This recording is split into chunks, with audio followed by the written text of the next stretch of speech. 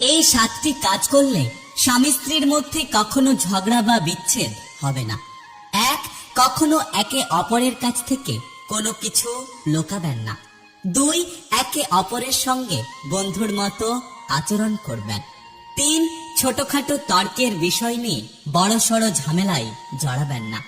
4. স্বামী স্ত্রী দুজনের পার্সোনাল কথা কখনো তৃতীয় কোনো ব্যক্তিকে জানতে দেবেন না। 5.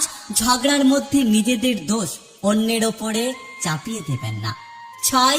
স্বামী স্ত্রী দুজনের মধ্যে তৃতীয় কোনো ব্যক্তিকে ঢুকতে দেবেন না। 7.